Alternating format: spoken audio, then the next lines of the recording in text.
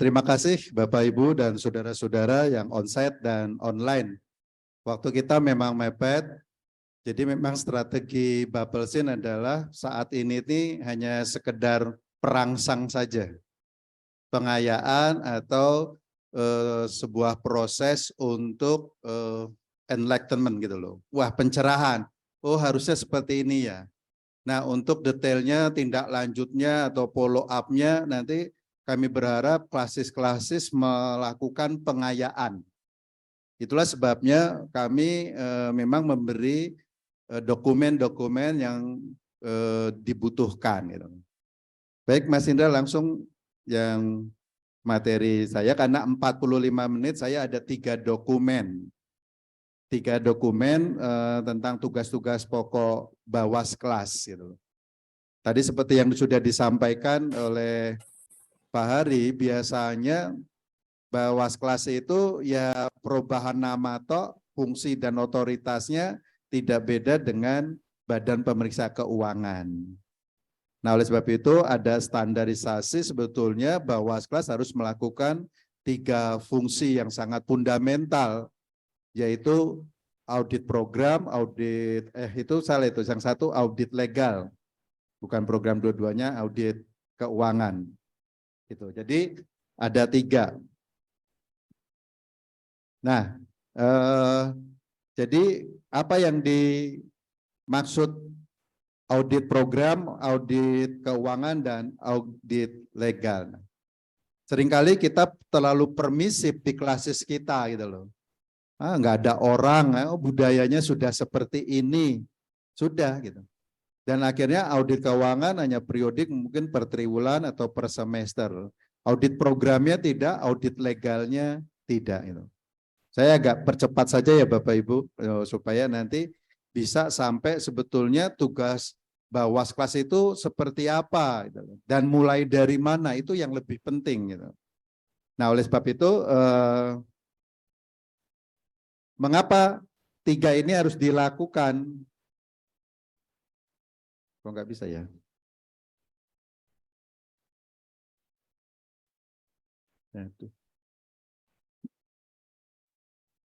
Nah, kenapa 3 harus dilakukan dan apa itu audit legal?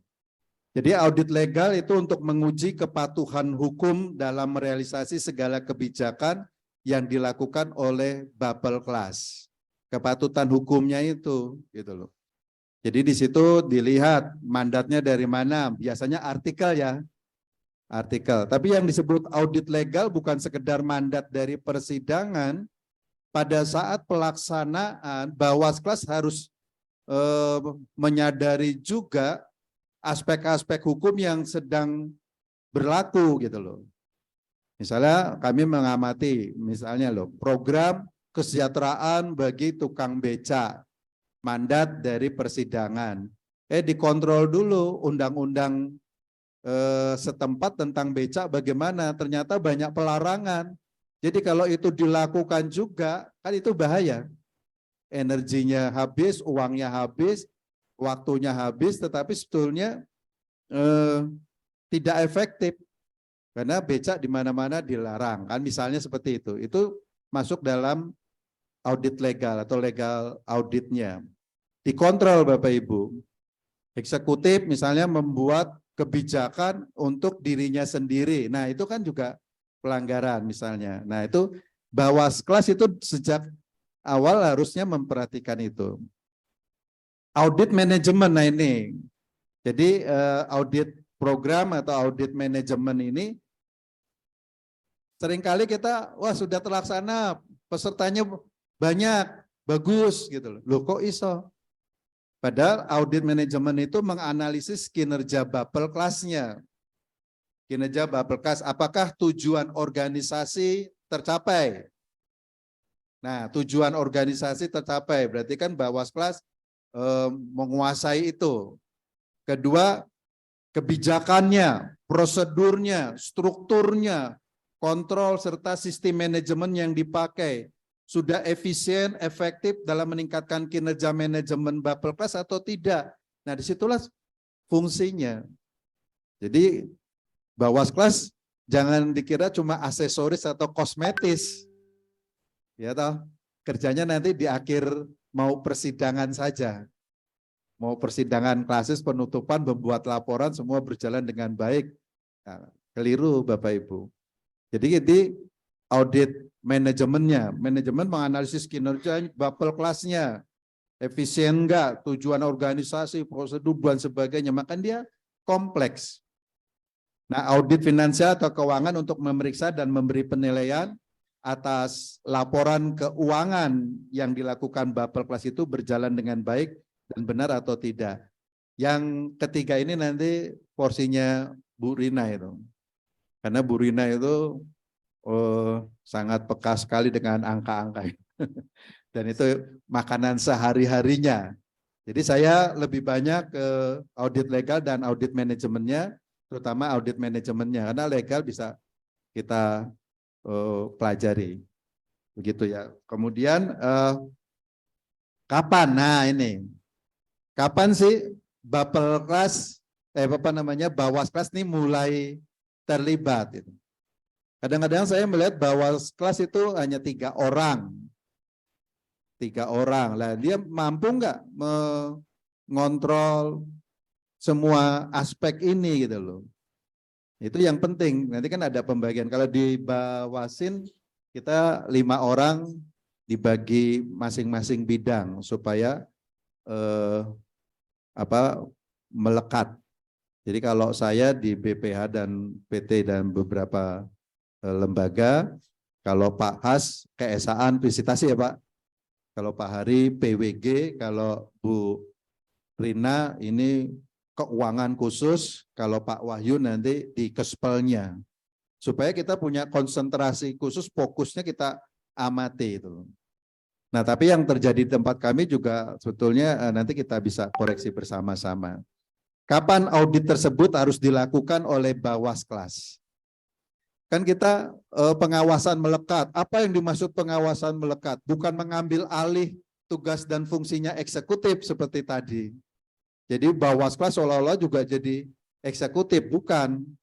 Kehadiran pengawasannya boleh ada, tetapi fungsinya harus tetap bawas kelas. Kapan audit tersebut harus dilakukan oleh bawas kelas? Sejak perencanaan.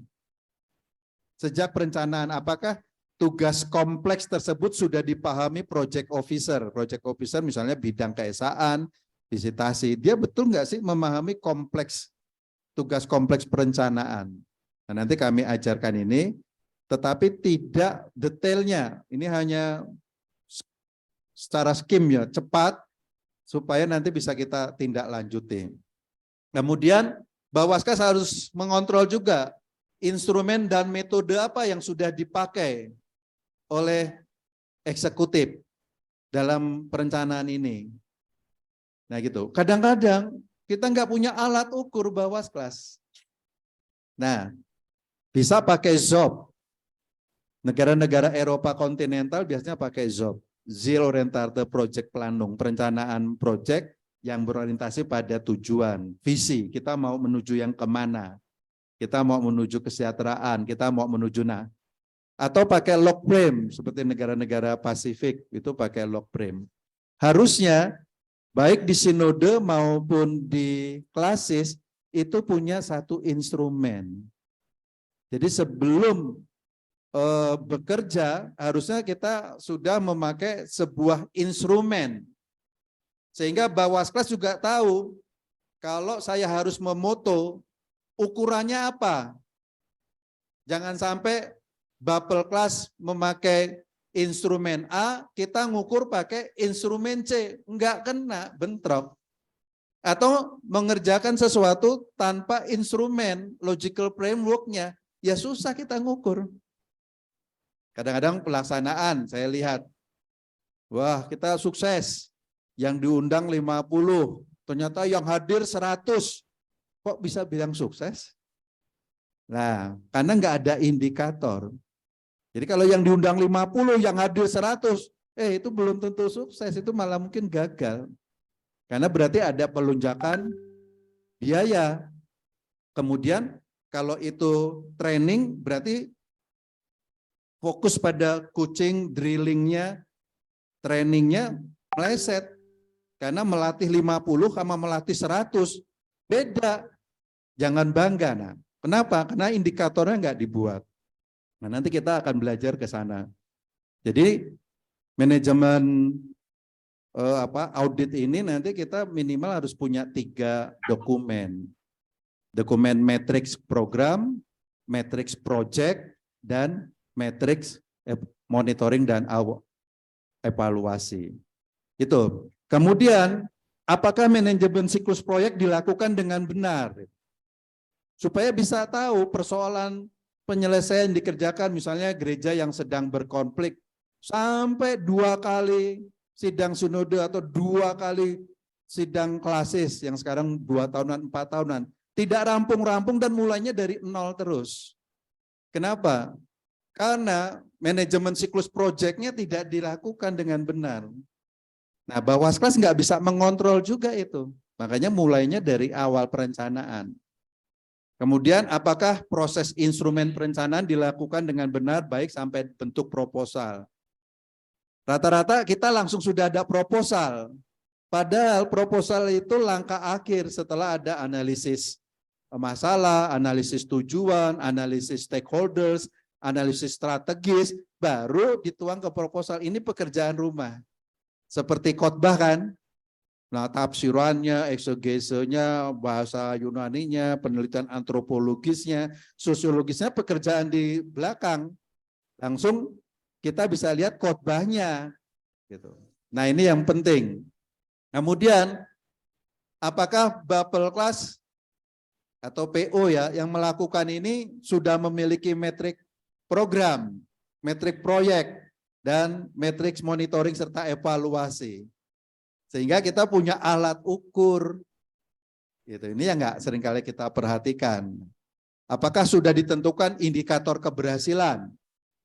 Sehingga nanti tidak debat, loh ini berhasil, nggak berhasil. Loh ini ukuran saya, mana? Tidak ada. Kemudian evidence-nya, verifikasinya. Buktinya apa kalau berhasil dan seterusnya. Nah ini yang kita akan kerjakan. Nanti Pak Hari kalau waktunya udah mepet, bilang ya. Oh masih longgar. Kok agak susah ya? Nah ini. Jadi pertama dari pengawasan perencanaan. Jadi jangan dikira perencanaan itu mudah Bapak Ibu. Jadi bukan perencanaan muluk-muluk, bukan juga sekedar diagram, statistik. Pokoknya ono proposal wis kerjakan.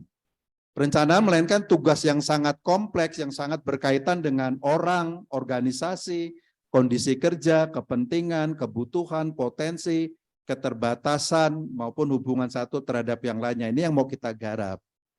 Jadi sebetulnya jadi Bawaskas itu ya kerja keras.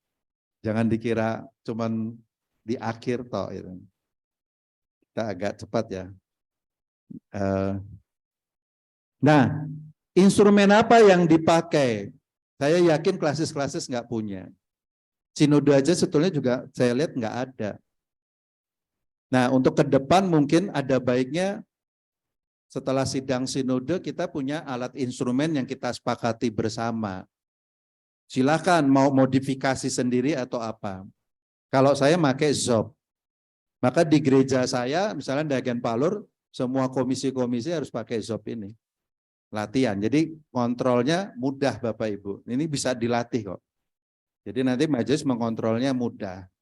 Ziel Orientated Project Planung ini dari Jerman. Mungkin ada yang log frame. Kalau klasis ada yang punya instrumen, silakan. Mungkin ada yang pakai PMA. Ya, planning, monitoring, evaluation log frame-nya. Nanti di situ ada instrumen-instrumennya. Jadi ini yang kita pakai. Kalau saya sekarang cuma contoh loh ini, saya memakai ZOP. Mengapa pakai ZOP? Karena itu mudah mengontrolnya. Dari ide, appraisal, ZOP, aset satu, dan seterusnya. Ini saya tidak sedang latihan perencanaan ya, cuma membuat gambaran. Oh harusnya begini. Sehingga konflik-konflik di gereja itu sebetulnya nggak perlu sampai lamaan. Kenapa begitu? Karena memang kita mengalir. Alamlah yang menentukan. Kita nggak punya perencanaan, ini harus kita selesaikan berapa periode, berapa tahap, dan sebagainya. Nah ini yang kami sebut siklusnya. Punya nggak manajemen siklus proyek ini waktu melaksanakan program? Saya berharap Bapak Ibu jangan malah takut ya. Harusnya malah tertarik. Oh iya ya, karena untuk kemajuan organisasi kita. Gereja-gereja yang nggak punya perencanaan dan instrumen seperti ini, dia banyak bergerak, tapi ya 1x1x1x1, 10 tahun berapa? Ya tetap 1. Karena 1x1x1 kok begini aja gitu loh. Karena tidak pakai fase. Maka ini ada langkah-langkah perencanaan, tidak saya bahas di sini. Nanti pelajari, ini kita lakukan enggak? PO, Project Officer itu melakukan enggak? Panitia program ini melakukan enggak? Kemudian pirantinya. Bisa ya. Pirantinya mau apa yang kita pakai? Kalau ada ZOP ya ZOP, kalau pakai log frame ya log frame. Adakah klasis yang pakai instrumen tertentu? Sudah disepakati oleh klasis? Enggak ada loh. Ngalir. Belum. Tidak ada. Nah, ada gereja yang pakai alat instrumen sudah diputuskan oleh majelis kita pakai instrumen ini. Enggak ada juga. Iya, nah biasa nih. Padahal ini harusnya berbeda-beda. Yang pirantinya job, monitoring, evaluasi. Nah, kita bisa mengukurnya. Makanya Bawas kelas itu yang disebut pengawasan melekat itu bukan seperti herder, tapi melihat, membantu dan sebagainya. Oh, ini instrumennya kok belum ada ya? Gitu. Jadi kalau mau motong sayur, mau memotong tulang kan kita pakai instrumennya sama enggak? Kan beda. Kalau motong sayur cukup pisau yang kecil, kalau motong balungan kita pakai. Nah, dalam pemilihan alat saja nanti kita amati. Ini yang disebutnya strategi. Mosok mau menyelesaikan tanah cuma 1 petak, kita nyewa bulldozer. Gitu. Mosok mau mengerjakan tanah 3 hektar, instrumen yang mau kita pakai cuma pacul. Nah, Bawaskas itu mengontrol. Instrumenmu keliru loh. Gitu. Nah, dirubah di situ. Dan seterusnya. Ini ada, nah ini, saya agak percepat saja. Proses job itu sebetulnya kalau saya mengamati, karena saya bawasin, ya gimana lagi. Karena memang teman-teman di Bapelsin ini belum terlatih menggunakan instrumen yang kita sepakati. Jadi bawasin seperti saya sebetulnya sudah tahu ini, nanti penilaiannya ya agak susah. Paling menurut dia, oh pemahamannya seperti itu. Tapi semua bidang kan tidak sama jadinya cara mengerjakannya. Nah, sebetulnya sebelum proyek proposal itu jadi, inilah langkah-langkah yang harus dikerjakan, analisa masalah. Masalah kan ada hierarkinya. Problem, main problem, core problem. Problem masalah, masalah utama, masalah inti. Bottleneck. Kenapa macet? Karena dari 6 jalur ke 1 jalur, mesti macet. Gitu toh. Jadi kalau mau ya core problemnya diselesaikan. Jadi kalau dari 6 jalur minimal harus 5 jalur, mesti lancar. Tapi kecenderungan di jalan kita kan dari 5 jalur ke 4 jalur terus ke 1 jalur, mesti macet. Penghabisan energi, penghabisan bahan bakar. Nah, kok nggak diselesaikan terus gitu loh. Nah itu, karena nggak pakai alat instrumen yang disepakati. Ini saya agak percepat ya. Bagaimana sih Pak analisis langkah? Ada 6 analisis masalah. Selalu masalah diidentifikasi negatif. Maka mandat-mandat itu selalu negatif. Pengembangan ekonomi jemaat. Berarti ekonomi jemaat masih rendah. Menyelesaikan konflik gereja perang terus. Gereja konflik terus. Gereja konflik sama pendetanya terus misalnya. Terus saja terus. Kenapa?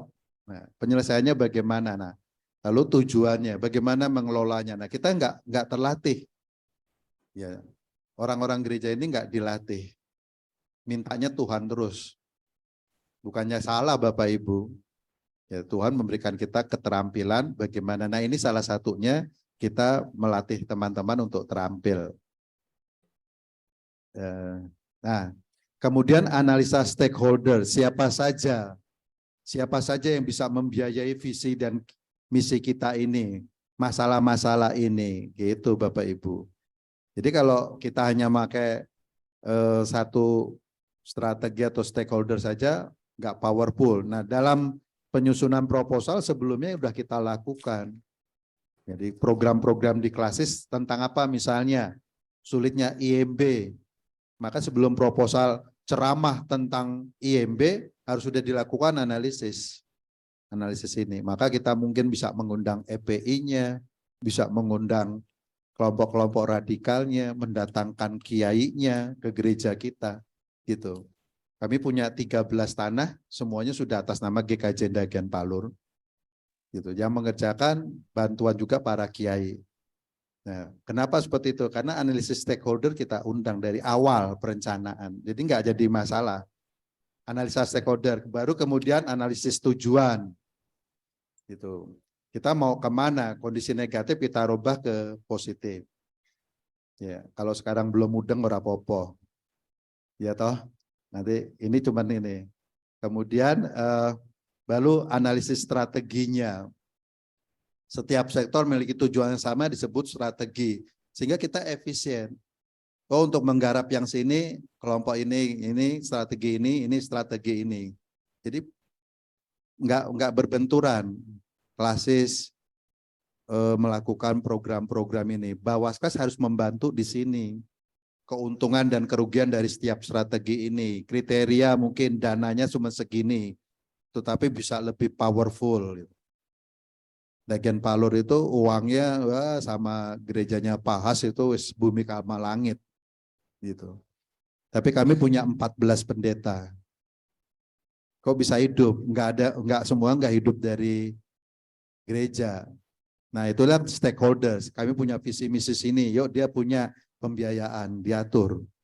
Gitu. Nah, kok nggak pakai TGTL saja Pak, PKID? Oh, kita melampaui malah, bukan melanggar.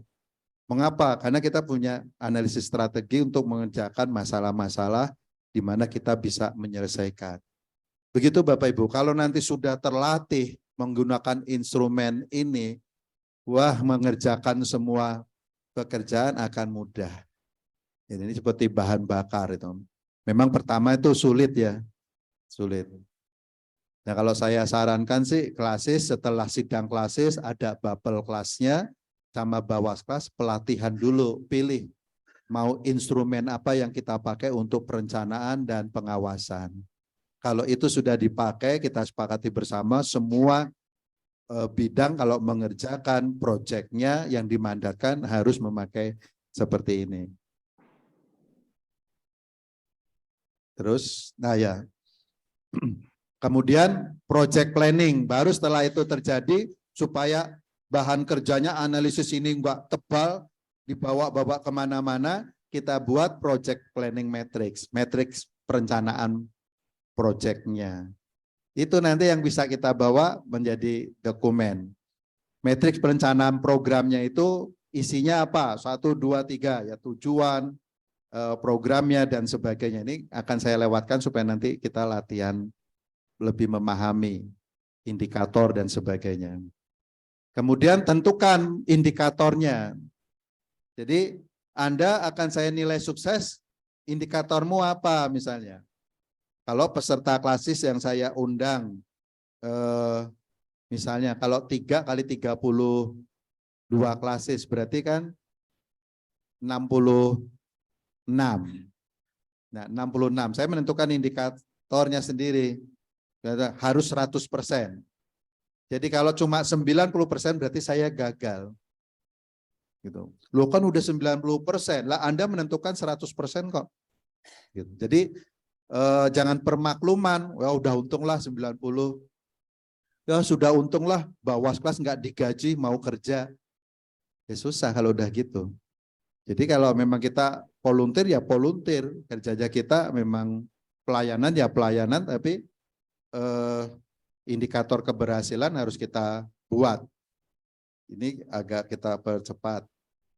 Kemudian indikator tadi matrix program, kemudian indikator ini tadi menyatakan standar kinerja untuk dicapai. Misalnya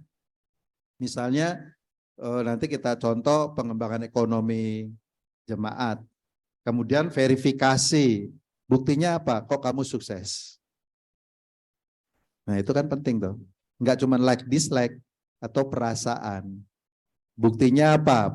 Ini terselenggara. Mungkin ini ada foto, ada daftar hadir, ada keuangan bagaimana, dokumen keuangannya. Di mana kita dapat memperoleh data yang kita butuhkan untuk memverifikasi indikator keberhasilan kita dan seterusnya. Mas ini aja ya. Nah kemudian monitoring. Bahwa kelas itu kerjaannya cuma di akhir? Enggak. Awal, pertengahan, akhir harus sudah ada. Gitu. Tapi tidak mengintervensi eksekutif. Jadi kontrol pengawasan. Kok instrumenmu enggak ada toh? Kok analisis strategimu enggak ada toh? Gitu.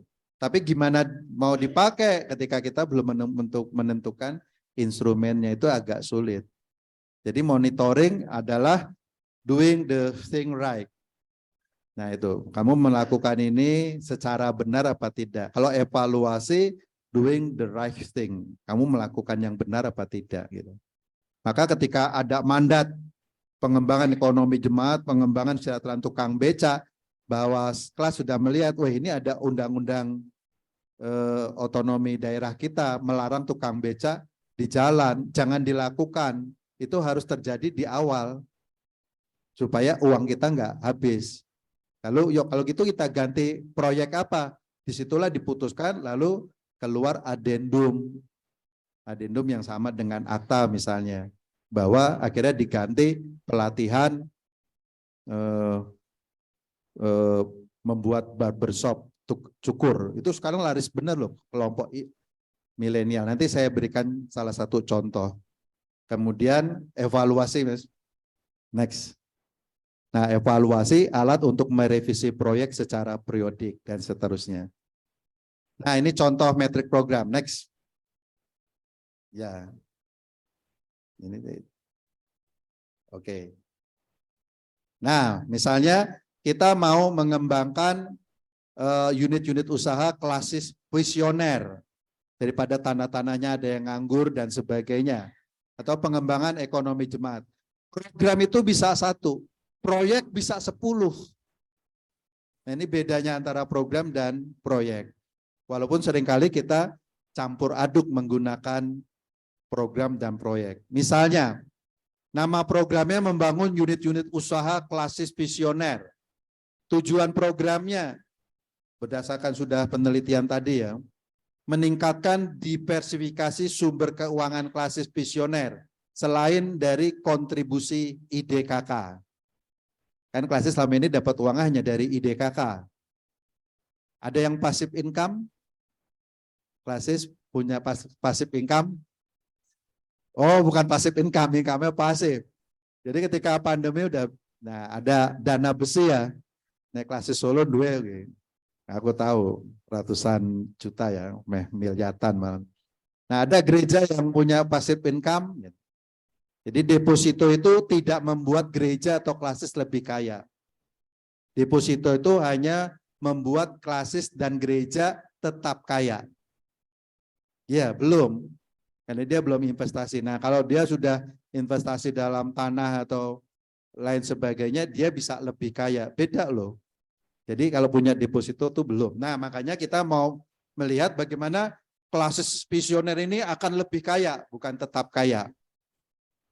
Cilokonya lagi menjadi klasis yang ringkih, bahaya. Maka kita tidak mau negatif. Gitu. Kita harus yang lebih berkembang, maka kita bangun ini. Nah nama proyeknya, saya memberi contoh 4 saja. Ini banyak tanah-tanah, waktu saya diundang beberapa klasis, tanah-tanah yang nganggur, sayang banget. Misalnya nama proyek membangun kos-kosan yang modern dan menguntungkan, profitable. Jadi kita sudah nama proyeknya yang menguntungkan, bukan jadi proyeknya Diakonia, itu urusannya Diakonia. Iya, kami proyeknya kos yang menguntungkan. Ya, ini kami UKTS juga bingung kemarin karena mahasiswa dari Jambi, dari Riau, Kalimantan minta tempat kos, nggak ada loh. Kami carikan di beberapa tempat, sayang sekali. Gitu akhirnya yang sudah siap-siap di sana siap menerima. Gitu. Nah ini Klasik Solo harusnya udah siap ini untuk kos-kosan ini. Mesti laris. Kok iso ngomong ngono? Ya saya pendeta MOU, saya punya kos-kosan. Kos-kosan. Dan itu daripada cuma deposito untuk kos-kosan, cepat sekali break even points-nya gitu loh. Jadi kalau kos-kosan itu kita tidak hanya kaya tapi akan bisa lebih kaya. Gitu. Nah, itu misalnya. Ini kesaksian saja ya Bapak Ibu. Jadi kalau Bapak Ibu udah terlatih menggunakan instrumen nanti dipakai di keluarga juga iso. Gitu. Jadi hasil yang diharapkan apa? Klasis visioner memiliki kos-kosan yang nyaman, aman dan bersih. Klasis visioner memiliki sumber keuangan yang dapat menopang kebutuhan operasional. Ketiga, memberi lapangan pekerjaan. Nanti ada manajemennya, ada kantornya, ada tukang sapunya. Gitu. Kalau udah tingkatnya klasis ya. Nah aktivitasnya itu apa? Nah aktivitas adalah menjawab supaya klasis visioner memiliki kos-kosan yang nyaman, aman dan bersih. Apa yang harus dikerjakan? Satu, membuat desain kos-kosan klasis visioner yang profitable, komprehensif dan menjawab kebutuhan pasar. Kedua, supaya klasis visioner memiliki kos-kosan yang nyaman, aman, dan modern apa? Membuat promosi, marketing, branding kos-kosan klasis visioner yang nyaman, aman, dan bersih. Kedua, klasis visioner memiliki sumber keuangan yang dapat memenuhi kebutuhan operasional. Supaya itu apa yang harus kita kerjakan? Tiga, membuat manajemen kos-kosan yang profesional dan transparan serta akuntabilitasnya terjaga. Kan gitu. Jangan malah membebani. Tempat kami siap, silakan membuat bebadan, membuat apapun, tapi justru mendatangkan uang ke gereja, bukan menggerogoti uang gereja. Nah, menggerogoti habis. Jadi pelayanan bisa seperti itu.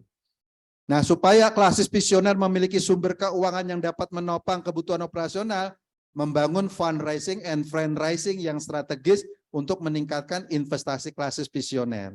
Jadi aktivitas harus menjawab hasil yang diharapkan. Yang keenam itu melaksanakan training atau on job training, kita latih. Nanti indikatornya juga gitu. Proyek yang kedua misalnya, programnya tetap sama. Jadi ketika dapat proyek meningkatkan ekonomi jemaat, apa proyek yang akan kita kerjakan? Jangan sekedar herbal. Ini lagi rame-ramenya herbal. Gitu. Kita nggak punya kemampuan teknis bagaimana mengelola jadi herbal. Ternyata itu kerjasama dengan pabrik yang mampu menjaga aspek higienisnya. Kan kita nggak punya alat. Kok tiba-tiba semua pelatihan herbal, habis itu bingung. Malah uangnya habis untuk pelatihan nggak menghasilkan apa-apa. Nah misalnya barbershop, mau dinilai dari mana indikatornya, Neng?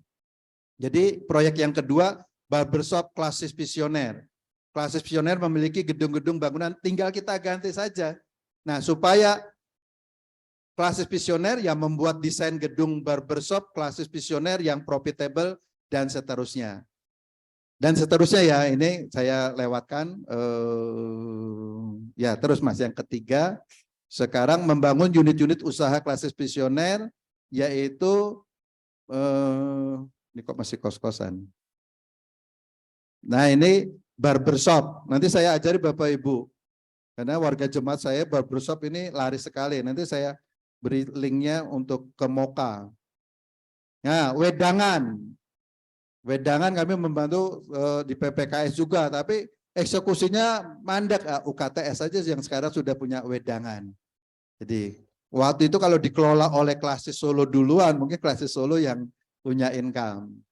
Jadi misalnya nama proyek yang ketiga, nah, coding itu tergantung sistem keuangan kita sudah terintegrasi belum ya di Klasis, gitu. Jadi tidak manual. Jadi kalau satu kali inputting data saja ke coding unit usaha, pasti nanti jurnal hariannya berubah, terus kemudian analisa laba ruginya berubah, langsung neracanya juga berubah. Jangan manual. Pak, kami sudah pakai komputer kan cuma instrumennya, softwarenya belum. Software adalah data yang diproses, ya, dikelola, didokumentasi, dan diteliti atau dilaksanakan secara digital. Itu namanya software. Nah, keuangan kita udah begitu belum? Inputting data satu saja berubah. Hari ini tidak dicetak, besok dicetak, nggak bisa merubah dulu, kecuali ada PK, peninjauan kembali. Itu kan sistem. Sehingga nggak model pakai tip X. Kan gitu. Nah, ini misalnya wedangan, membuat desain dan sebagainya. Saya teruskan saja supaya bisa nanti. Nah, sasaran targetnya pengusaha itu seringkali keluar rumah ingin kongko-kongko, tamu, guru, dekat sekolah kita, karyawan, siswa, mahasiswa, jemaat klasis visioner, masyarakat umum, itu kan sasaran kita. Itu. Kalau ini impaknya sangat besar, kenapa kita tidak undang semua? Nah, makanya supaya masyarakat umum apa? Jangan ada berbau babinya. Ya, buat wedangan tapi ada gorengan kulit babi, yarmuk. Nah, yang keempat misalnya guest house. Guest house juga ini menguntungkan loh. Saya nggak tahu di klasis Tegal itu masih ada guest house nggak ya? Di Tegal di belakangnya kan ada ya. Ya, kalau dulu kan biaya gereja kami ke sana uang masuk. Tegal, di GKJ Tegal, guest house juga bisa. Dan seterusnya. Nah, kalau sudah punya matriks program ini, baru kita ke metrik proyek. Oke Mas, ke proyek Mas, yang satu Mas. Kita ke matriks proyek.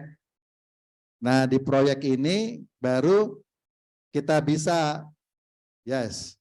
Tadi kan kos-kosan, aktivitas pertama kita masukkan ke pertama, activity-nya. Terbaca enggak ya? Oh enggak. Tapi kan itu bisa ya. Ya, jadi misalnya, nah disinilah baru bisa kita periksa Bapak Ibu. Artinya, ya harus kita buat seperti ini. Memang membuat proyek itu supaya uangnya kita efisien, efektif, dan tidak mubazir, ya harus kerja keras, harus kita lakukan. Gereja juga begitu. Nah, apa yang harus ada? Nah, di sini activity-nya, yang tadi activity di sana kita masukkan di sini, di metrik program. Contohnya, membuat desain gedung. Outputnya apa? Kenapa Anda harus membuat desain? Satu, memiliki cetak biru kantor dan gedung kos-kosan. Jangan sampai membangun itu nggak pakai blueprint. Akhirnya ketika bangun, punya uang bangun, ketika punya bangun, nggak jadi kampus yang terintegrasi. Akhirnya ngerombak lagi, bongkar lagi, pindahin lagi. Kita punya blueprint. Kedua, memiliki RAPB. Kita mau membangun kos-kosan yang seperti apa? Kelas atas, kelas menengah, kelas bawah. Kos-kosan itu bisa dibagi untuk mahasiswanya, untuk orang tuanya pada saat wisuda, daripada ke hotel, ke kamar kami saja. Per hari cuma sekian, tapi itu kita tata dengan baik. Bisa Bapak Ibu. Nah, ini penting indikator.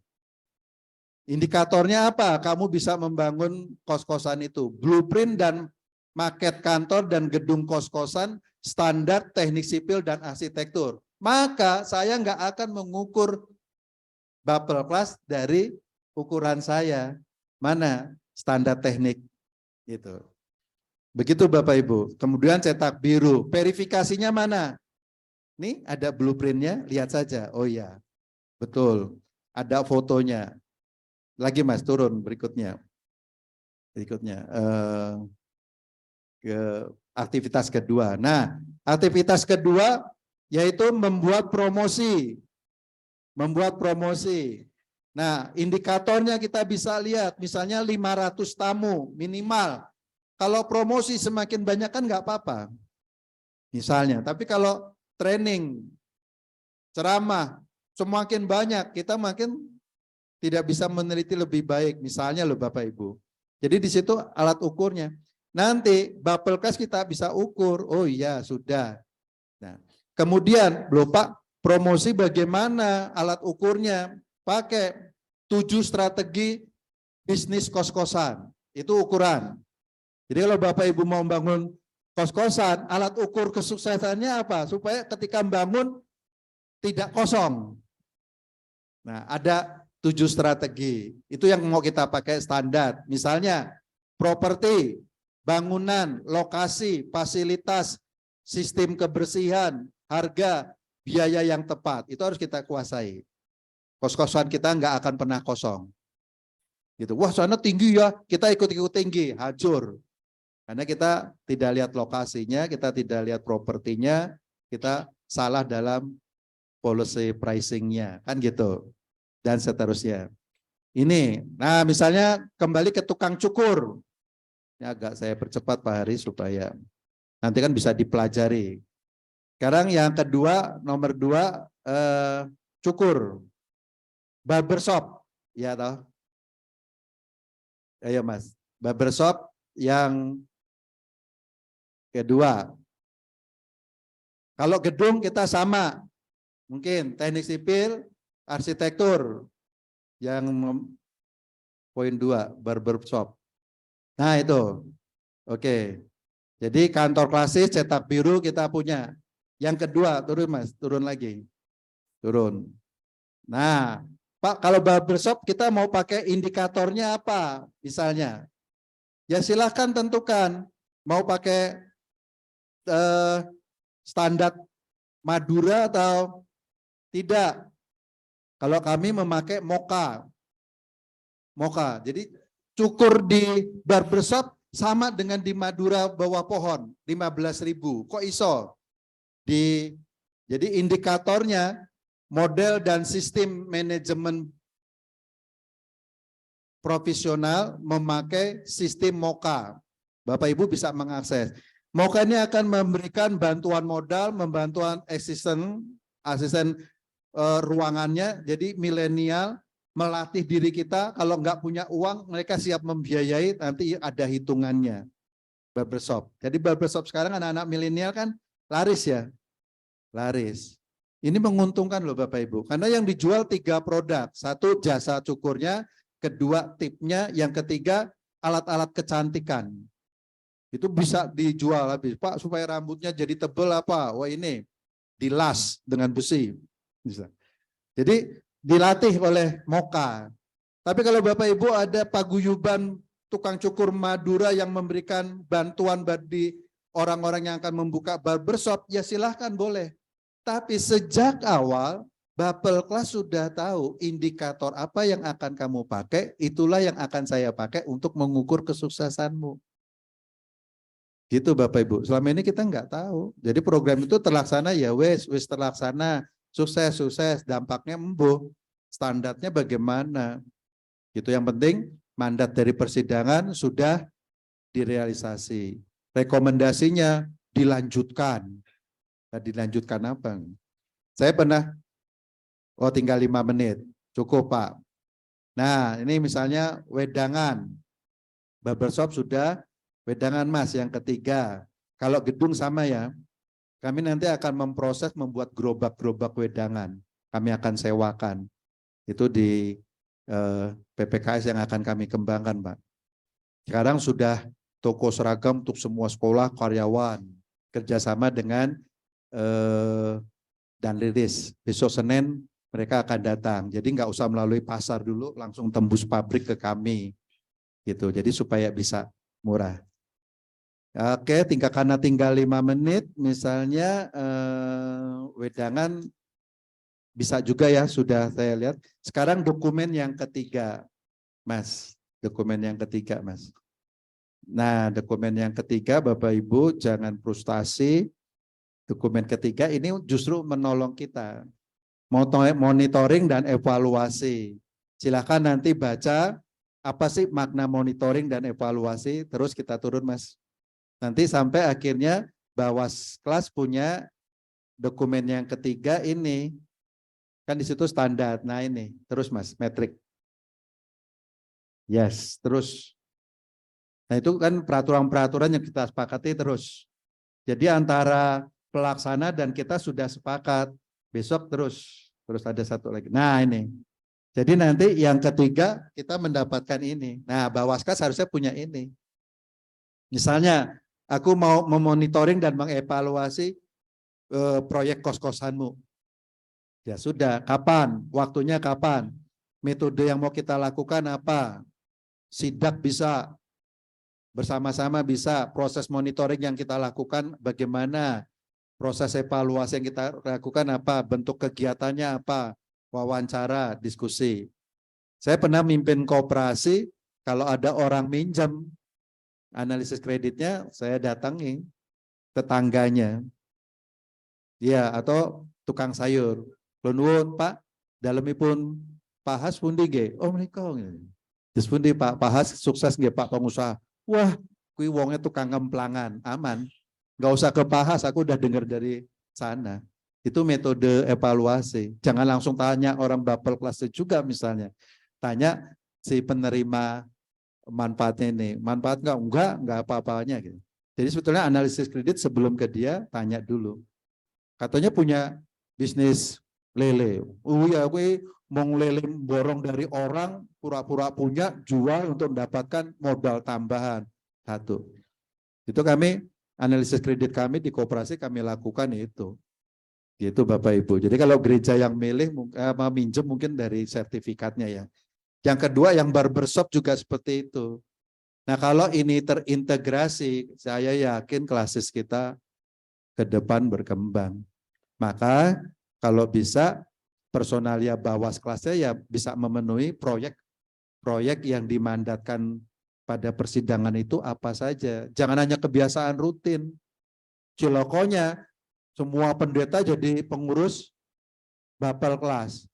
Bahkan Bawas kelasnya merangkap, ada yang bapel kelas. Pak ini bagaimana? Ya harusnya pilih salah satu. Lalu sidang sudah berakhir, ya buat adendum disepakati oleh semua gereja anggota klasis, saya bilang gitu. Lah nggak bisa dong, karena dia orang yang ahli ya, tapi kan dia nggak boleh mengontrol dirinya sendiri. Itu Bapak Ibu, ini sekilas nanti kita perdalamnya di tanya jawab ya Pak. Tanya jawab, jadi kalau yang penting adalah kita mengerti tugas Bawas kelas itu minimal 3 itu, legal auditnya, kemudian manajemen audit atau program auditnya itu, kemudian financial auditnya. Jangan cuma ke financialnya. Terima kasih Pak Hari.